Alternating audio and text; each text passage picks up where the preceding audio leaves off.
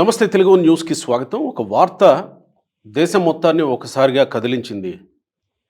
ఆ వార్త వాస్తవానికి కొద్ది రోజుల నుంచి చర్చ ఉన్నప్పటికీ నిన్న బీజేపీ పక్షాలతోటి మిత్రపక్షాలతోటి భేటీ కావడం, ఆ తర్వాత కాంగ్రెసేతర పక్షాలకి ఒక విషయం తెలియజేయడం, ఆ తర్వాత త్వరలోనే ఒక కీలకమైనటువంటి భేటీ జరిగి మహిళా రిజర్వేషన్ బిల్లుని ఈ 2029 ఎన్నికలకు ముందే ఆమోదించి మహిళలకు రిజర్వేషన్ కల్పించే దిశగా కేంద్రం వెళ్ళడానికి సిద్ధమవుతున్నట్టుగా వార్తలు మనం వింటున్నాం. అలాగే ఈరోజు వచ్చిన వార్తలు కూడా మనం చూసాం. 50% సీట్లు దేశంలో పార్లమెంట్ సీట్లు, అసెంబ్లీ సీట్లు పెరిగే అవకాశం ఉందని. ప్రతి రాష్ట్రంలో కూడా కేవలం పర్సంటేజ్ పరంగానే, జనాభా ప్రాతిపదిక కాకుండా పర్సంటేజ్ పరంగానే తీసుకుంటున్నారు. సో ఆంధ్రప్రదేశ్, తెలంగాణ రెండు తెలుగు రాష్ట్రాల్లో కూడా అలాగే పెరిగే అవకాశం ఉంది. అయితే వాస్తవానికి ఇప్పటివరకు అందరూ ఎదురు చూసింది ఏంటంటే, ఎలా పెంచుతారు, ఏ ప్రాతిపదికన పెంచుతారు, ఒకవేళ సీట్లు తగ్గుతాయేమో, దక్షిణాదిలో తగ్గుతాయేమో, ఉత్తరాదిలో పెరుగుతాయేమో అనుకున్నారు. కానీ ఆ భయం లేకుండా అన్నింటి అంశాలను పరిగణలోకి తీసుకొని 50% మేర పెంచాలని కేంద్రం డిసైడ్ అయినట్టుగా మనం వార్తలు వింటున్నాం. అయితే ఇది పెద్ద వార్త కాకపోవచ్చు, కానీ 2029 ఎన్నికల్లో ప్రస్తుత అధికారంలో ఉన్నటువంటి పార్టీలకే ఎడ్జ్ ఉండేలా ఈ ప్రభుత్వాలు ఈ డీలిమిటేషన్ని మార్చుకోగలవా? 2009లో అప్పటి కాంగ్రెస్ ప్రభుత్వం, రాజశేఖర్ రెడ్డి ఉన్నారు, ఆయన తనకు అనుకూలంగా మార్చుకోగలిగారు. సో ఇప్పుడు ఇక్కడే ఎన్డీఏ కూటమి ఆంధ్రప్రదేశ్లో, తెలంగాణలో కాంగ్రెస్ ప్రభుత్వం ఉంది కాబట్టి తమకు అనుకూలంగా మార్చుకోగలవా? మార్చుకుని గెలిచే అవకాశాలు ఎంత మేరకు ఉన్నాయి? అసలు 2009లో డీలిమిటేషన్లో రాజశేఖర్ రెడ్డి తనకు అనుకూలంగా ఎలా మార్చుకోగలిగారు నియోజకవర్గాల్ని, ఏ నియోజకవర్గాల్ని? ఇప్పుడు నియోజకవర్గాలు, మండలాలు దాదాపు 5-6 మండలాలు ఉన్నాయి. పార్లమెంట్లు మళ్ళీ వేరే నియోజకవర్గాలు ఉన్నాయి, పార్లమెంట్ నియోజకవర్గాలు. సో వీటన్నింటినీ సెటరైట్ చేస్తారా? సీనియర్ జర్నలిస్ట్ వివి రావు గారు మనతో ఉన్నారు. నమస్కారం రావు గారు. నమస్తే. రావు గారు, 2009 డీలిమిటేషన్ కూడా తెలుసు మీకు. అవును. మీరు 30 ఏళ్ళుగా జర్నలిజంలో ఉన్నారు కాబట్టి అన్ని అంశాలను పరిశీలిస్తూ వస్తున్నారు. అంటే నేనేమంటానంటే, ఇప్పుడు జనాభా ప్రాతిపదికన చేయట్లేదు, కేవలం పర్సంటేజ్, ఏ స్టేట్కి ఆ స్టేట్ పర్సంటేజ్ ఇవ్వడం, ఇది అన్ని స్టేట్స్ ఆమోదించదగింది, ఇంకెక్కడ అభ్యంతరం ఉండకపోవచ్చు. మహిళా రిజర్వేషన్ బిల్లు పెట్టడం అంటేనే, దాన్ని ఆమోదించి మహిళలకు రిజర్వేషన్ కల్పించడం అంటేనే, మొదట బిల్లుని ఆమోదిస్తున్నప్పుడు 2034 అన్నారు. అవును. కానీ ముందుకు తీసుకొస్తున్నారంటేనే ఓహో ఈసారి డీలిమిటేషన్తోనే వెళ్ళబోతున్నారు ఎన్నికలకి అనేది అర్థమవుతుంది. ఈ మధ్యకాలంలో సెఫాలజిస్ట్ ఎనగంటి రవికుమార్ గారు అదే మీ సీట్లో కూర్చొని ఆయన చెప్పింది ఏంటంటే, నెక్స్ట్ ఇయర్ ఉత్తరప్రదేశ్, గుజరాత్తో పాటు ఇంకో 3 రాష్ట్రాల ఎన్నికలు ఉన్నాయి, మొత్తం 5 రాష్ట్రాల ఎన్నికలు ఉన్నాయి. ఈ ఎన్నికల్లోనే మహిళా రిజర్వేషన్ బిల్లు తీసుకొచ్చే అవకాశం ఉంది. ఎందుకంటే యూపీ వాళ్ళకి అవసరం, గుజరాత్కి అవసరం కాబట్టి, అంటే రాజకీయంగా చూశారు ఆయన. సో బీజేపీ ఈ ఎన్నికల్లోనే మహిళా రిజర్వేషన్ బిల్ తీసుకొచ్చే అవకాశం ఉంది అనేది ఆయన చెప్పింది. సో ఆ వాతావరణమే కనబడుతుంది కాబట్టి డీలిమిటేషన్ కూడా జరిగే అవకాశం ఉందని అనుకోవచ్చా? డీలిమిటేషన్ కూడా అధికారంలో ఉన్న పార్టీలకు అనుకూలంగానే ఉంటుంది ఇప్పుడు. అంటే నేనేమన్నా మహిళా రిజర్వేషన్ బిల్ చూసినప్పుడు అంతే అనుకోవచ్చా? తప్పకుండా. ఇప్పుడు కానీ నియోజకవర్గాల సంఖ్య పెరుగుతుంది, మహిళలకు కేటాయిస్తున్నారు సీట్లు. అంటే ఇప్పుడు మనం ఒక అంచనాకు వచ్చినప్పుడు, ప్రాథమిక అంచనాల ప్రకారం ఉన్న సీట్లలో ప్రతి రాష్ట్రంలో అసెంబ్లీ సీట్లు ఒక 50%, పార్లమెంట్ సీట్లు 50% పెరుగుతాయనేది ఒక అంచనా. వాళ్ళు ఇచ్చినటువంటి అన్న ఒక సూచనలే. అంటే ఇంత ముందు వరకు దక్షిణాది రాష్ట్రాలు భయపడ్డాయి, జనాభా ప్రాతిపదికన సీట్లు పెంచుతున్నారు, అలా పెంచితే దక్షిణాది రాష్ట్రాలు తీవ్రంగా నష్టపోతాయి అనే దాని మీద ఒక పెద్ద చర్చ జరిగింది దక్షిణాది రాష్ట్రాల్లో. ఒక ఆందోళన ఉంది. అయితే ఇప్పుడు ఆ ఆందోళన అంతా సమస్యపోయినట్టు. ఇంకెవరికి, ఏ పార్టీకి రాజకీయంగా ప్రతిపక్ష పార్టీలకు కూడా ఉండే అవకాశాలు, అభ్యంతరం ఉండే అవకాశాలు లేవు, ఆందోళన ఉండే అవకాశాలు లేవు. ఓకే, ఇది ఒక స్పష్టమైనటువంటి వైఖరితో ఉన్నాయి. ఇక ఈ ప్రాతిపదిక అనే అంశం ఇంకా చర్చలో ఉండదు. ఓకే. అయితే ఇక్కడ మన ఇంకొక అంశం, 2011 జనాభా ప్రాతిపదికన చేస్తారనేది ఒకటి ఉంది. అయితే 2020 మార్చి నాటికే జనాభా లెక్కలు వచ్చేస్తాయి. అంటే 2 ఫేజులు అయిపోతాయి. 2027 మార్చి కల్లా అయిపోతాయి. అంటే 29 గత ఎన్నికలు ఉమ్, అంటే 27లో అయినటువంటి లెక్కల ఆధారంగా ఉమ్, ప్రాథమిక లెక్కలను తీసుకొని ఉమ్. నియోజకవర్గాలను విభజించేటువంటి అవకాశాలు ఉన్నాయి.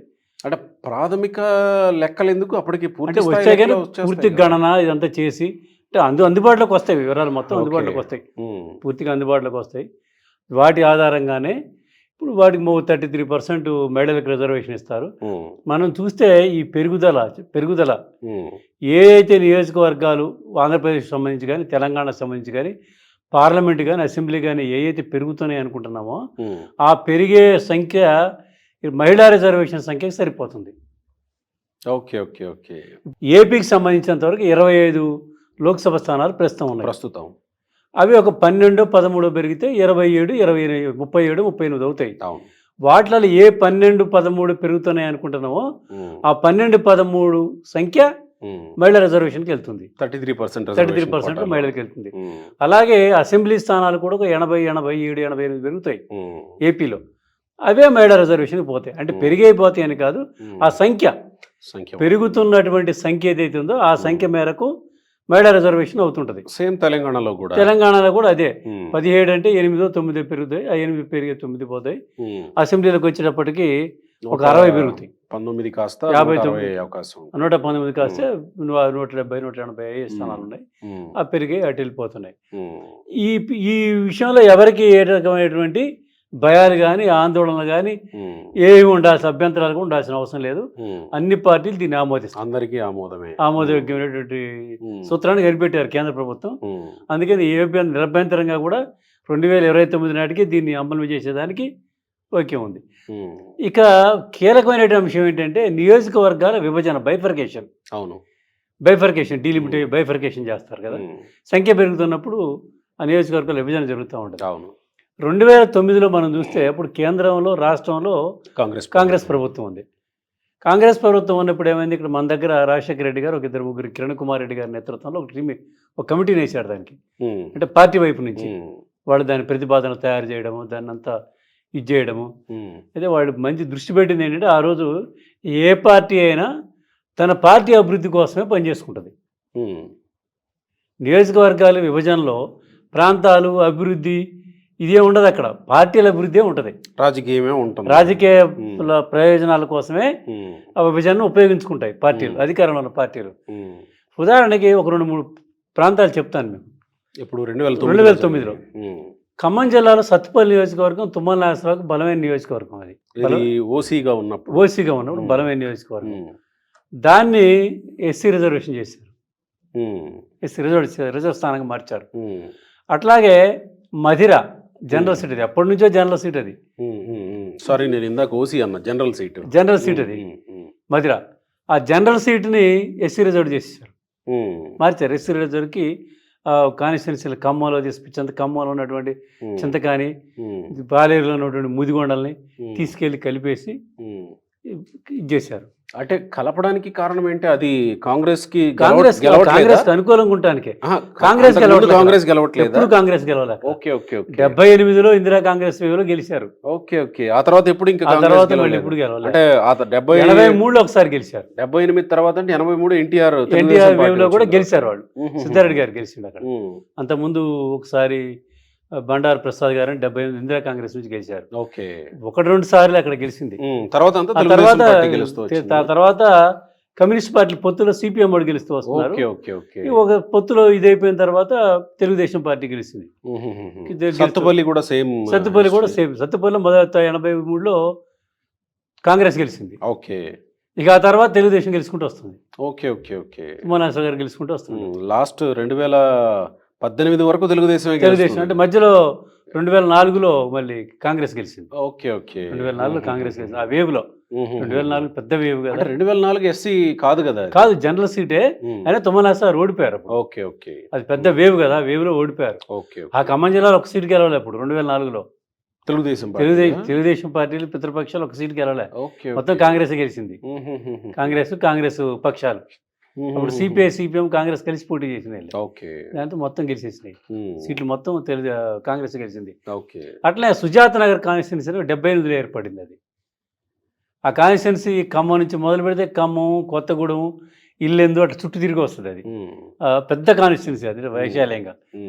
దాన్ని ముక్కలు చెక్కలు చేసి వైరా కాన్స్టిట్యున్సీ అని చేశారు దాన్ని, రిజర్వ్డ్ కాన్స్టిట్యున్సీగా, జనరల్ కాన్స్టిట్యున్సీ. అంటే ఇక్కడ సీట్లు పెరగల, కేవలం ఇది షఫుల్ మాత్రమే జరిగింది. సీట్ పెరిగింది, అంటే ఒక సీట్ పెంచారు. ఒక సీట్ 9 ఉండేది 10 అయినాయి. 293 కదా మొత్తం అంతా ఉన్నాయి. కానీ ఈ బైక్ కాన్స్టిట్యున్సీలో కొంచెం ఇదే 9 నుంచి 10 అయినాయి అయింది. ఎందుకు మరి ఆ జిల్లాలో అంటే సంఖ్య పెరగలేదు, కానీ అక్కడ ఉన్న కాన్స్టిట్యున్సీ మొత్తం అసెంబ్లీ సీట్ల సంఖ్య అయితే పెరగలేదు. అంటే కొన్ని చోట్ల సర్దటం, అంటే మిగతా జిల్లాల్లో అడ్జస్ట్ చేసి ఉండొచ్చు. అయితే ఇప్పుడు ఈ పరిణామం చిత్తూరు జిల్లా చూసినప్పుడు చిత్తూరు పార్లమెంట్ నియోజకవర్గం మొదటి నుంచి తెలుగుదేశం పార్టీ గెలుస్తూ వస్తుంది. అది ఓకే, ఎప్పుడు కూడా. కారణం కుప్పం నియోజకవర్గంలో భారీ మెజారిటీ రావడం, పొంగనూరు నియోజకవర్గం తెలుగుదేశానికి బలంగా ఉండటం, పలమనేరు బలంగా ఉండటం, వీటి కారణంతో చిత్తూరు పార్లమెంట్ స్థానాన్ని గెలుచుకుంటూ వస్తున్నారు ఎప్పుడు కూడా తెలుగుదేశం పార్టీ. దాన్ని కిరణ్ కుమార్ రెడ్డి గారు పీలేరుని, వాయల్పాడు కాన్స్టిట్యున్సీని రద్దు చేసి పీలేరు కాన్స్టిట్యున్సీలో కొంత కలిపి, కొంత పొంగనూరులో కలిపి, తర్వాత కొంత చంద్రగిరిలో కలిపి పీలేరుని రకరకాల ముక్కలు చెక్కలు చేసి రామచంద్రారెడ్డిని పొంగనూరు పంపించేశాడు. ఓహో, అంటే పొంగనూరు తెలుగుదేశం పార్టీ కంచుకోటన కాస్త రామచంద్రారెడ్డికి అప్పచెప్పేశాడు. ఓకే, తనంతా చంద్రవందర చేసేసి తాను మాత్రం పీలేరుని సాలిడ్ చేసుకుని కూర్చున్నాడు కిరణ్ కుమార్ రెడ్డి గారు పీలేరుని. అంటే నేను అనేది ఏంటంటే, అధికార పార్టీ విభజన చేసేటప్పుడు తమ రాజకీయ అవసరాల కోసం, తమ రాజకీయ ప్రయోజనాల కోసమే విభజనలో జరుగుతూ ఉంటాయి. ఇంకా ఉన్నాయి చాలా నియోజకవర్గాలు, చాలా ఉన్నాయి ఇలాంటివి. అంటే తెలుగుదేశం బలమైనటువంటి నియోజకవర్గాలన్నింటినీ కూడా ఇట్లా మార్చారు.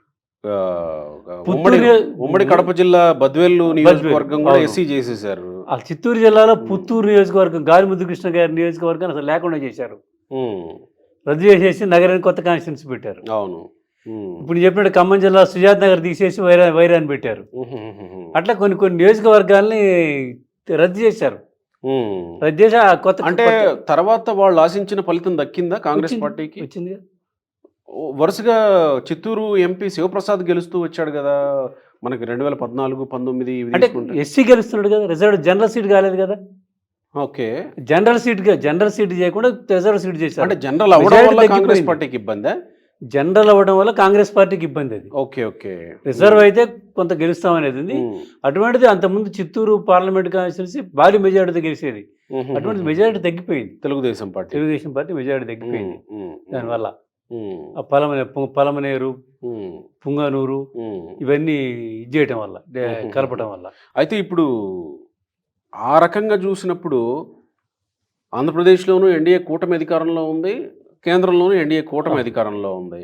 సో ఆ ప్రకారంగా చెయ్యాలని అనుకుంటే ఆంధ్రప్రదేశ్లో ఈ డీలిమిటేషన్ ప్రస్తుత కూటమికి లాభం చేస్తుంది కదా? ఖచ్చితంగా. మరి తెలంగాణలో చేయలేదుగా. ఆ ప్రకారంగా చూసినప్పుడు తెలంగాణలో కాంగ్రెస్ పార్టీ ఉంది, కాంగ్రెస్ పార్టీ చేసుకుంటుంది. కాంగ్రెస్ పార్టీ ప్రతిపాదనలో ఎన్డీఏ కూటమి అంగీకరించాలి కదా రాజకీయంగా చూసినప్పుడు. అది ప్రభుత్వం ఒక ప్రతిపాదన పంపించిన తర్వాత వ్యతిరేకించే పరిస్థితి ఉండదు. ఆయా రాష్ట్ర ప్రభుత్వాలు ప్రతిపాదిస్తాయి వాటిని. ఓకే ఓకే, ఆయా రాష్ట్ర ప్రభుత్వాలు ప్రతిపాదిస్తాయి అన్నమాట. అంటే ఇది ఆయా రాష్ట్ర అధికారంలో ఉన్న పార్టీలకి ప్రయోజనకరంగా ఉంటుంది. అదే అనుకోని వరాలే అన్నమాట. అంటే ఇది ఒక రకంగా ఇప్పుడు మనం ఒకటి అబ్జర్వ్ చేస్తుండాలి. నేను 10 ఏళ్ళు నేనే ముఖ్యమంత్రి సవాల్ చేసి చెప్తున్నానే రేవంత్ రెడ్డి గారు పదే చెప్తూ వస్తున్నాడు. అవును, సవాల్ చేస్తూ చెప్తున్నాడు. అవును, అంటే దానికి ఆయనకు ఒక ఫెయిలర్ ఉంది అనేది మనకి ఎప్పటి నుంచో ఉంది. డీలిమిటేషన్ జరుగుతుంది, డీలిమిటేషన్ సీట్స్ సంఖ్య పెరుగుతుంది, మనం బలంగా గెలుస్తాము అని వాళ్ళ క్యాడర్కి మొదటి నుంచి చెప్తున్నాడు ఆయన. 2028 కాదు 2029 ఇంకొక 6 నెలలు ఎక్కువే నేను పరిపాలన చేస్తానని కూడా చెప్తున్నాడు. అంటే నియోజకవర్గాల విభజన జరుగుద్ది, నియోజకవర్గాల డీలిమిటేషన్ జరుగుద్ది. అంటే రేవంత్ రెడ్డి అంటున్నది జమిలి ఎన్నికలు వస్తాయి అనే. జమిలి రాకపోయినా కూడా, ఏ ఎన్నికలు వచ్చినా కూడా డీలిమిటేషన్ నియోజకవర్గాల పునర్విభజన జరిగిన తర్వాతనే వచ్చే ఎన్నికలు జరుగుతాయి, నల్లిని అధికారంలోకి వస్తాననేది ఆయన సవాల్ చేసి చెప్తున్నాడు. సో డీలిమిటేషన్ ఉంది కాబట్టి తనకు అనుకూలంగా కాంగ్రెస్ పార్టీ డీలిమిటేషన్ ఉపయోగించుకునే అవకాశం ఉంటుంది కాబట్టి రేవంత్ రెడ్డికి ధీమా అనుకోవాలి. అతను మనం ఆంధ్రప్రదేశ్ ప్రభుత్వంలో ఆ పరిణామాలని, ఆ వ్యవహారాలను మనం గమనించట్లేదు, అక్కడ కనిపించట్లేదు. కానీ మీరు ఇక్కడ మనం అబ్జర్వ్ చేస్తే హైదరాబాద్ మహానగరం జిహెచ్ఎంసీని 4 భాగాలు చేశాడు రేవంత్ రెడ్డి గారు. ఏది 4 సిటీ ఒకటి మూడు భాగాలు, మూడు భాగాలుగా చేసి పారేసాడు దీన్ని ఎందుకు విభజన చేశాడు, ఏం చేశాడని గగ్గోలు పెడుతున్నాం మనం. వీటన్నిటిని పరిశీలన పెట్టుకుని దృష్టిలో పెట్టుకొని ఇప్పుడు రేపు నియోజకవర్గాలు తెలంగాణలో పెరిగేది కూడా హైదరాబాద్ పరిసరాల్లోనే ఎక్కువ. జనాభా అంతా ఇక్కడ పెరగట్లే. అవును, ఒక్క శేర్లింగంపల్లి కాన్స్టిట్యున్సీలోనే 7 లక్షలకు పైగా జనాలు ఉన్నారు. ఓటర్లే 7 లక్షలు. ఇప్పుడు మల్కాజ్గిరి కాదు ఓటర్లే 7 లక్షలు. జనాభా తీసుకుంటే ఎంతమంది? మల్కాజ్గిరి పార్లమెంట్ 25 లక్షలు ఎంత ఉంది అది పార్లమెంట్. అందుకని ఈ హైదరాబాద్ చుట్టుపక్కల ఉన్నటువంటి నియోజకవర్గాలు ఇంకా పెరుగుతాయి. గ్రామీణ ప్రాంతాల్లో జనాభా తగ్గుతుంది. ఎందుకంటే గ్రామీణ ప్రాంతాల నుంచి వలసలు బయలుదేరారు పట్టణాలకి. వలసలు బయలుదేరి వచ్చారు కాబట్టి ఆ గ్రామీణ ప్రాంతాల నియోజకవర్గాలు తగ్గుతాయి. పట్టణ ప్రాంతాల ఓటర్లు పెరుగుతారు, నియోజకవర్గాలు పెరుగుతాయి. ఎక్కడైనా హైదరాబాద్ తెలంగాణలో మరీ ఎక్కువ హైదరాబాద్ చుట్టుపక్కల పెరుగుతాయి అవి.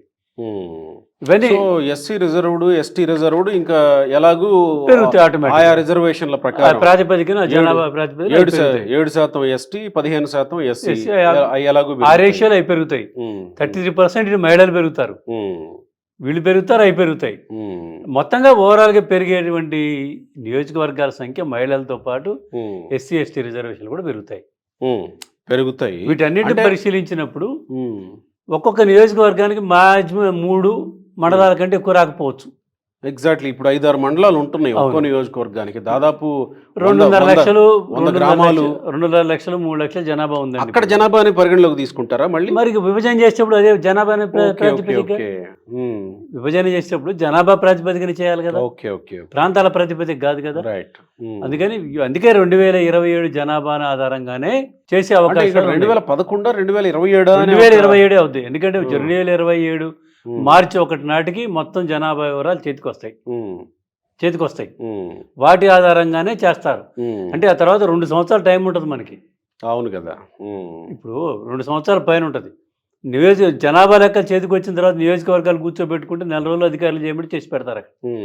ఆ చేసిన తర్వాత ఈ మండలాన్ని అడిగలపాలనా, ఆ మండలాన్ని ఇటుగలపాలనా, ఇది పొలిటికల్ ఈక్వేషన్స్, రాజకీయ ఈ లెక్కలు అవి జరుగుతాయి. కానీ ఎమ్మెల్యేలకి భారీగా నష్టం గడ్డిపడుతుంది వాళ్ళ ఆదాయానికి.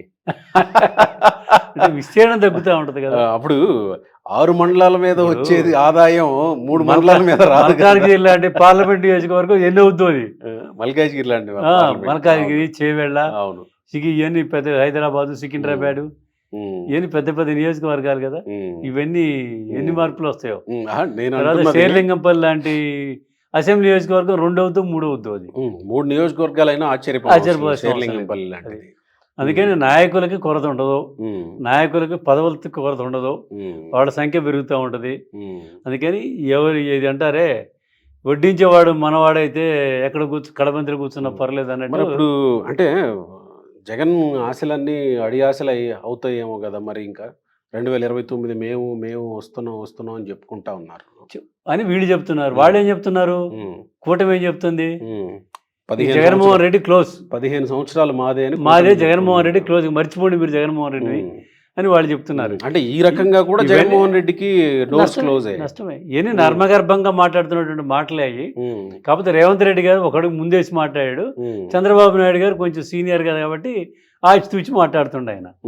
మనకి ఇప్పుడు కనిపిస్తున్నటువంటి పరిస్థితులు. అందుకని ఇప్పుడు నియోజకవర్గాలు ఏ మండలాన్ని ఏ నియోజకవర్గం కలుపుతాడో తెలియదు.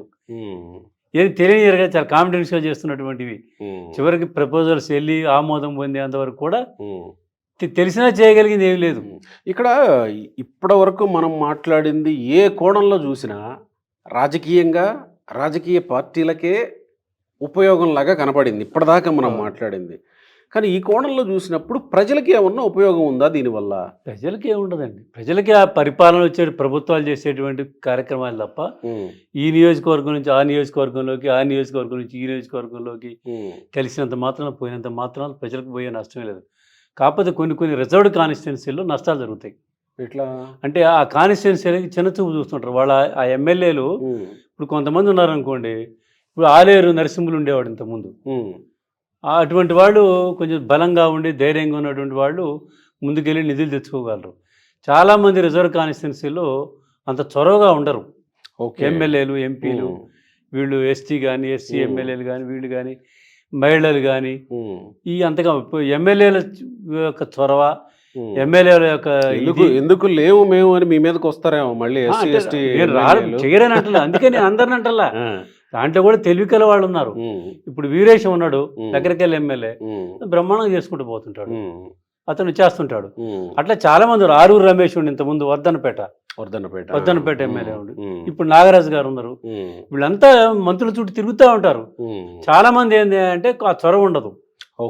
ఆ చొరవ ఉన్న నియోజకవర్గాలు అది ఎస్సీ కావచ్చు, జనరల్ నియోజకవర్గాల్లో కూడా చాలా మంది అట్లా ఉండేవాళ్ళు ఉన్నారు. నేను నిన్న మొన్న ఖమ్మంలో తిరిగాను. బట్టి విక్రమార్క గారి ఊరు ఒకటి ఉంటుంది, స్నానా లక్ష్మీపురం అని. ఆ రోడ్డు ఎప్పుడు కచ్చరాగా ఉండేది. నిన్న చూసా నేను, బ్రహ్మాండ తారు రోడ్డు వేసి ఊరికి. మరి అది ఎస్సీ నియోజకవర్గం. ఆయన మంత్రి కదా, ఉప ముఖ్యమంత్రి కదా, ఆయన వైరా కాన్స్టిట్యున్సీ అది. అంటే అట్లా కొన్ని ప్రాంతాలు, కొన్ని రహదారులు అట్లుంటాయి. ఇప్పుడు తుమ్మనాగేశ్వరరావు గారు ఉండు, ఖమ్మం పట్టణం మొత్తం డ్రైన్లు, కాలువలు, రోడ్లు అన్ని మొదలు పెట్టాడు. అదే ఇల్లేంద్ర చూస్తే దరిద్రంగా ఉంది. మళ్ళీ ఇల్లేంద్ర రిజర్వ్డ్ కాన్స్టిట్యున్సీ చొరవ తీసుకోకపోవడం ఇది ఉంటుందండి. కొంతమంది ఎమ్మెల్యేలు ఎస్సీ అయినా మా దగ్గర పాయ వెంకటేశ్వర ఉండేవాడు ఇంతకుముందు, ఇప్పుడు పినపాక ఎమ్మెల్యే కూడా. అతను బాగా నిధులు తెచ్చుకోవడంలో కానీ, మంత్రుల చుట్టూ తిరగడంలో కానీ వీటిల్లో ఇదిగా ఉంటాడు. అట్లా చొరవ చూపించి తెచ్చుకునే వాళ్ళు బాగానే ఉంటారు. ఆయా ప్రాంతాలను బట్టి కొన్ని జనరల్ సీట్లలో కూడా తెచ్చుకునే వాళ్ళు ఉంటారు, వాళ్ళు పట్టించుకునే వాళ్ళు ఉంటారు. కాకపోతే ఏంటంటే అక్కడ ఉన్నటువంటి లీడర్లు కొంచెం యాక్టివ్గా ఉండి అధికారుల చుట్టూ తిరిగి తెచ్చుకుంటారు. అంటే తప్ప ఇప్పుడు ఇంకొకటి ఆ నియోజకవర్గం అయితే ఇదని, ఈ నియోజకవర్గం అయితే ఇదని ఏముండదు. ఇప్పుడు ప్రభుత్వాలు ఈ డీలిమిటేషను అధికారాన్ని ఇంకాస్త ప్రజలకు చేరువ చేయడానికి అని చెప్పడానికి అవకాశం లేదు. ఎందుకంటే ఉండదండి. నేను ఎందుకు అంటున్నానంటే అనధికారికంగా ప్రతి నియోజకవర్గంలో ఉన్న 5-6 మండలాలకి ఆ నియోజకవర్గ ఇన్ఛార్జీలే పరిపాలిస్తూ ఉంటారు. అంటే ఇప్పుడు ఇది పెరుగుద్ది. ఇప్పుడు మీరు అనేది 5-6 ఉన్నారు చూసారా, ఇప్పుడు కాన్సన్ట్రేషన్ పెరుగుద్ది ఎమ్మెల్యేది. నియోజకవర్గ పరిధి తగ్గుతుంది. సో అప్పుడు ఇక ఇన్ఛార్జీలు ఉండాల్సిన అవసరం లేదు. మూడు మండలాలు. సూపర్. అయితే 3 మండలాలు అయితే ప్రజలకి ప్రయోజనమే ఇక్కడ. అదే చెప్పబోతుంది నేను. 3 మండలాలకే ఒక ఎమ్మెల్యే ఉంటాడు. ఇప్పుడు మనకి తెలంగాణ మంత్రుల సంఖ్య పెరుగుతూ ఉంటుంది. అంటే ఎమ్మెల్యే సంఖ్య పెరిగినప్పుడు మంత్రుల సంఖ్య కూడా పెరుగుతుంది రేషియోలో. శాఖల సంఖ్య పెరగదుగా. శాఖలు బైఫర్గేట్ చేస్తారు. ఇప్పుడు ఒక్కొక్కరికి 2-3 ఉన్నాయి కదా. ఇప్పుడు 2-3 శాఖలు ఉన్నాయి కదండి. ఇప్పుడు మన దగ్గర విద్యాశాఖ, హోంశాఖ అన్ని ముఖ్యమంత్రి గారి దగ్గరనే ఉన్నాయి. అంటే ఆయా అసెంబ్లీ నియోజకవర్గాల మొత్తంలో పర్సంటేజ్ ప్రకారం కదా, పర్సంటేజ్ ప్రకారం 25% అంతా ఉంటుంది. ఆ పర్సంటేజ్ ప్రకారం మంత్రుల సంఖ్య కూడా పెరుగుద్ది. మంత్రుల సంఖ్య పెరిగి ఎమ్మెల్యే సంఖ్య పెరిగినప్పుడు ప్రజలకి చేరువట్ల పాలన, ప్రజాప్రతినిధుల దగ్గర అవట్లే. ఇప్పుడు ఇప్పుడు పార్లమెంట్ నియోజకవర్గాలు కొన్ని ఉన్నాయండి. వాళ్ళు నియోజకవర్గం కొన్ని సందర్భాలు ఇప్పుడు తిరుగుతున్నారు, కానీ గతంలో ఆ ఎంపీ ఆ నియోజకవర్గానికి ఏదో చుట్ట చూపుగా వచ్చేవాడు. మీ ఎంపీ ఎవరంటే ఎత్తుక్కోవాల్సిన పరిస్థితి ఉండేది చాలా. ఒకప్పుడు ఖమ్మం జిల్లా కొండలరావు గారు ఎంపీ ఉండేవాడు. ఎన్నికలప్పుడు వచ్చి అక్కడక్కడ కాన్స్టిట్యున్సీ హెడ్ క్వార్టర్స్లో అక్కడ కనపడి వెళ్ళిపోయేవాడు. మళ్ళీ ఎవరు తెలిసేది కాదు. ఎమ్మెల్యేలు కొంత తెలుస్తుంటారు ఏంటి. ఇప్పుడు మరీ ఎమ్మెల్యేల పరిస్థితి అంటే పంచాయతీ సర్పంచుల పరిస్థితికి వచ్చింది. ఆ ఊరు 2 రోజులు పోలేదు అనుకోండి, 3వ రోజు అక్కడ కనపడితే మా ఊరు రాలేదు ఇల్లు. పెళ్ళికి వెళ్తే సంతోషమే కాదంటాం, కానీ అనివార్యంగా రావాల్సిన పరిస్థితులు వచ్చేసాయి అన్నమాట, సృష్టించబడ్డాయి అట్లా. ఇది గతంలో మనకు శ్రీనివాసరెడ్డి గారు ఒక నెల్లూరులో కోవూరు ఎమ్మెల్యే ఉండేవాడు. ఇప్పుడు ప్రసన్న కుమార్ రెడ్డి గారు, నల్లపరెడ్డి శ్రీనివాసరెడ్డి గారు. తర్వాత చిత్తూరు జిల్లాలో ముద్దుకృష్ణారెడ్డి గారు ఉండేవాడు. ఇక్కడ మన దగ్గర ఎర్రబెల్లి దయాకర్ రావు. ఇట్లా కొంతమంది ఎమ్మెల్యేలు ఉండేవాళ్ళు. వాళ్ళు పిడికి, బియ్యానికి, చావుకి, మంచికి, శుభకార్యానికి ఈ ప్రతి దానికి హాజరవుతారు. వాళ్ళు ప్రతిదానికి హాజరవుతారు, నిత్యం ప్రజల్లో తిరుగుతారు వాళ్ళు. అట్లా చాలామంది ఎమ్మెల్యేలు ఉన్నారు. పొద్దున్న లేస్తే ప్రజల్లో తిరిగేవాళ్ళు, ప్రజలతో ఉండేవాళ్ళు, వీళ్ళంతా తిరుగుతూనే ఉంటారు. వాళ్ళ రాజకీయ అవగాహన, ప్రజల పట్ల వాళ్ళకు ఉండే ఇది ఈ రెండండి. కొంతమంది గెలుస్తారు, ఏదో మనం గెలిచిన వాళ్ళే గాలిలో మళ్ళీ గెలుతామా పోతాం అన్నట్టు కొంతమంది ఉంటారు.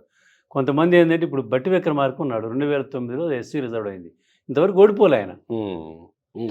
దాని మీద వేరే చర్చ ఉందండి, ఓడిపోలేదా ఓడిపోని ఇవ్వలేదా అనే చర్చ.